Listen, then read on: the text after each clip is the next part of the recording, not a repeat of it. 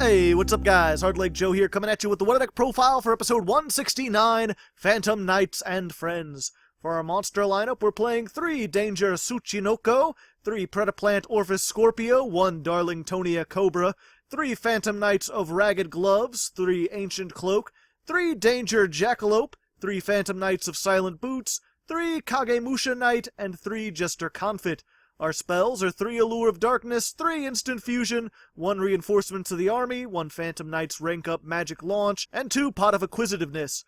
Our traps are 1 Phantom Knight Wings, 3 Phantom Knight's Fog Blade, and 1 Phantom Knight's Sword. For our extra deck, we're playing 2 the Phantom Knights of Rusty Bardiche, 2 Phantom Knights of Breaksword, 2 Zombie Warrior, and 1 each of Thousand Eyes Restrict, Dark Requiem Ixie Dragon, Dark Rebellion Ixie Dragon, Rhapsody and Berserk, Dante, Boral Load, Nightmare Unicorn, Nightmare Phoenix, and Wee Witch's Apprentice. The side deck I'll go over in a little bit. So this deck is kind of unique in the modern day, in that it's equally capable of going first or second. If you go first, you can set up a board with some decent negation, and if you go second, you can destroy a bunch of cards and attack for significant damage. Both of these are accomplished through the use of the new Phantom Knights Link, who I just call Rusty because it makes him sound like a friendly southern dude. Rusty is a Link 3 with 2100 attack that can be made with 2 or more dark monsters, and has 2 main effects. First, during your main phase, you can send 1 Phantom Knight monster directly from your deck to the graveyard, and then set 1 Phantom Knight spell trap directly from your deck. Second, if a Dark Ixie monster is special summoned to a zone that this card points to, you can target 1 card on the field and destroy it. Both of those effects are hard once per turns, and in addition it has effect that states it can't be used as link material. So if you're going second, obviously it's that effect to destroy cards that's going to be helpful, but mainly we use this thing for its first effect, the one that lets you dump a Phantom Knight in order to get a spell trap. All the level 3 Phantom Knight monsters have effects that they can activate in the graveyard by banishing themselves. Ragged Gloves let you send any Phantom Knight card from your deck to the graveyard, Ancient Cloak lets you search a Phantom Knight monster except for itself, and Silent Boots let you search a Phantom Knight spell trap. So you make Rusty, you send Silent Boots to the graveyard to get yourself a trap, and then you banish Silent Boots in order to get a second trap. Most of the time, you'll be getting Phantom Knight's Fog Blade, which is a continuous trap card that lets you target an effect monster, negate its effects, and make it unable to attack or be attacked. Ending your turn with 2 of these on the field is pretty substantial monster negation, and in worst case scenario, like say your opponent summons a bunch of big beat sticks, you can always activate this on your own monster, and your opponent won't be able to attack you. If you already have one of these, you can also search Wings or Sword. Wings is a normal trap, gives a monster 500 attack permanently, and stops it from being destroyed once that turn. And Sword is a continuous trap card that gives a monster 800 attack, and if that monster would be destroyed, you can destroy this instead. Both of these have their pros and their cons, which is why we just play both at 1. Now, in addition to all their regular effects, all these traps have a second effect that you can banish them from the graveyard in order to summon 1 Phantom Knight monster from your graveyard, but you have to banish it when it leaves the field. This is important for our main Ixie monster, Breaksword. This is a generic rank 3 with 2000 attack, and once per turn you can detach to target 1 card you control and 1 card your opponent controls, and destroy both of them. Summoning this to a zone that Rusty points to will trigger its effect, letting you pop a card immediately, before then using its own effect to pop a second card. In many cases, your opponent's going to have a monster that's stuck on the field with Fog Blade, which will prevent you from attacking it. Using this, though, you can destroy your own Fog Blade and the opponent's monster simultaneously, not only freeing you to attack, but giving you another resource that you can use in the graveyard. Alternatively, you can use Breaksword's effect to destroy itself, because it has a second effect that activates when it's destroyed. It says if you have 2 Phantom Knights with the same level in your graveyard, you can summon both of them and increase their level by 1, but you can only summon dark monsters for the rest of the turn. This is how we make our dark rank 4 Ixies, like Dark Rebellion and Rhapsody and Berserk. Rhapsody is a neat little tech card. It can detach both its materials to banish 2 cards from your opponent's graveyard, and then equip itself to an Ixie monster you control to boost its attack by 1200. So not only is it good against graveyard-heavy decks, but if you can get a second Breaksword, which is actually not that difficult, you can boost it up to 3200 attack. Most of the time, though, we're going to be using those level 4s to make Dark Rebellion so that we can use the Phantom Knight's rank-up magic to summon Dark Requiem Ixie Dragon. The rank-up spell works exactly like you'd expect. It summons an Ixie monster on top of one you already control that is one rank higher. You can only use it on Dark Ixie monsters that have no material, but fortunately both Dark Rebellion and Rhapsody and Berserk can detach both of their materials in one turn. We only play it at 1, but that's because you can easily search it with Silent Boots or Rusty if you need it. As for Dark Requiem itself, it has 3,000 attack, and if it has Dark Rebellion as material, it gains 2 effects. First, you can detach to target a monster your opponent controls, drop its attack to 0, and have this card gain that much attack.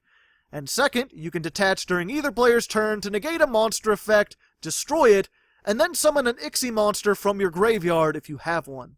It's a bit difficult to get this out at times since there's a lot of steps you gotta go through. You gotta have 2 Phantom Knights in the grave, get Breaksword's effect off, summon Dark Rebellion, use its effect, search your rank up magic.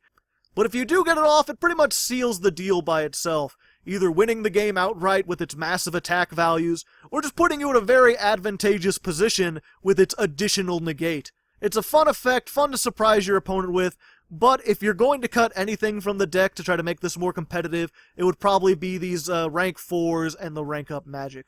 As for the rest of the extra deck, aside from the fusions, it's just a toolbox.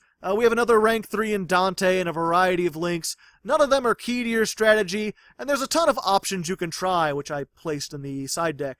Most of these should be fairly obvious, except for maybe Evil Swarm Ophion, which normally can't be summoned without Evil Swarms, but with the Phantom Knight's rank up, you can actually summon it on top of a Breaksword that has used all its materials, and then lock your opponent out of level 5 or higher monsters, which can be really useful if you're playing against something like Mech Knights or Blue Eyes, maybe side this in. As for the rest of the main deck, everything in here is just about making Rusty and Breakswords as fast as possible and as consistently as possible. Rusty requires 3 dark monsters, while Breaksword requires 2 level 3 monsters, so just about everything in here is a dark level 3 monster that can special summon itself, with the strategy just being to vomit as many monsters onto the field as possible, and then use them to make your 2 strongest extra deck cards. Our 2 danger monsters work nearly the same. If you're unfamiliar with the danger archetype, you reveal them in the hand, then your opponent randomly chooses 1 card in your hand and discards it. If it's not the danger monster you revealed, then you summon that monster and draw a card.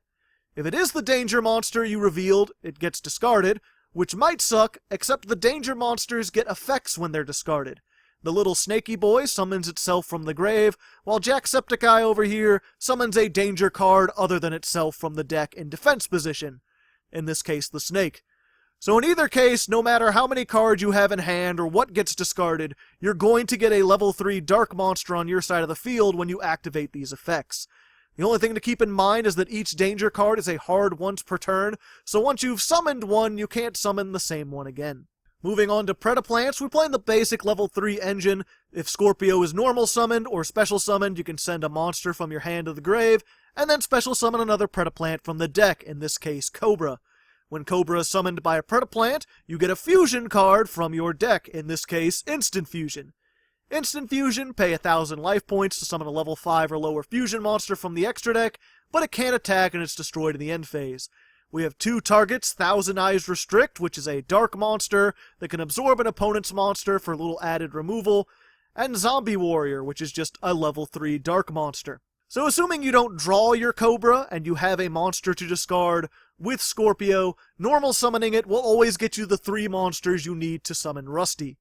It's worth noting, though, that its cost specifically says you have to send a card from your hand to the graveyard, so it doesn't trigger the danger cards, which specifically have to be discarded. You can still send the Phantom Knights, of course, though, that can then banish themselves from the graveyard to activate their effects. Speaking of the Phantom Knights, though, they do have effects that work outside of the graveyard. If Gloves is used to make a Dark Ixie monster, that monster gains 1,000 attack. Cloak can change itself to defense position and give a dark monster 800 extra attack and defense until the end of your opponent's next turn. And Silent Boots can special summon itself from the hand if you control another Phantom Knights card. It's worth noting that all their effects, graveyard or otherwise, are hard once per turns, so you can't summon multiple boots per turn or banish multiple copies to get more spell traps. Our 2 final monsters are Kagamusha Knight, which is a level 3 dark monster. that can special summon from your hand if you normal summon a level 3 monster. Pretty simple.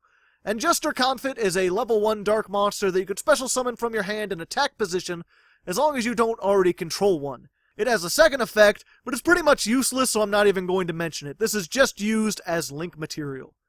As for our remaining spells, Allure of Darkness for draw power, since all our monsters are dark, and most of them are once per turn effects, so you can banish any doubles you have without affecting your combos.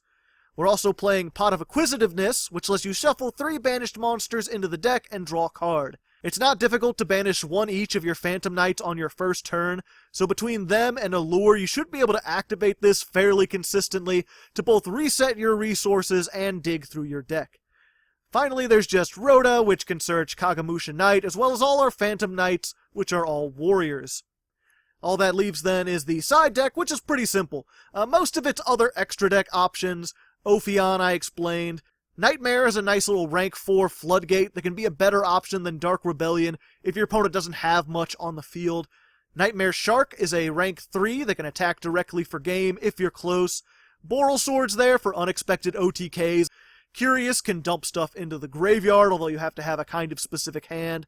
Underclock is just another Dark Link 2, and Link Karibo you can use with Jester if you want. These are all solid options, I just didn't put them in there because the extra deck space is pretty tight. I've also got an extra rank up magic in here, just in case the Evil Swarm package happens to counter your opponent's deck. You can put these in and try to go for that cheesy lockdown. Twin Twisters I would actually suggest as the best choice for spell trap removal if you need it, since it discards, allowing you to activate both your Dangers and your Phantom Knights. Torrential Tribute can be a decent trap if your opponent's playing through your Fog Blades. Since all your Phantom Knights can be revived with your traps, this will allow you to clear the field, and then you can just get your Link monster back. Finally, our last card, Shade Brigand, I think, is something I considered running, but I didn't feel like it was necessary with this deck. It's a trap that summons itself as a level 4 dark monster, and if you have no other traps in your graveyard, you can activate it the turn it was set. It makes a nice little combo with Boots and any other Phantom Knight, since you can just normal summon the Phantom Knight, special summon Boots, make a Dark Link 2 like Wee Witch or Underclock Taker, banish Boots to get this, and then immediately activate it to get another dark monster, which you can combine with your Link 2 in order to make Rusty. It's a neat little combo, but this deck craps out enough dark monsters that I don't need to go through all that trouble. I can make Rusty easily enough, and once I do, this pretty much loses its usefulness since it's a level 4 and everything else in the deck is a level 3. Still, it was highly recommended, so I thought I'd bring it up. Anyway, that's the deck. I hope you enjoyed it. If you'd like to see Phantom Knights and Friends in action, you can check out the main video. There, I'll be playing 10 random duels against opponents on YGOPro, just showing off how this works. And if you're short on time, then you can check out the replay video. Both should be on the end card and linked down in the description. Anyway, until next time, good luck and have fun.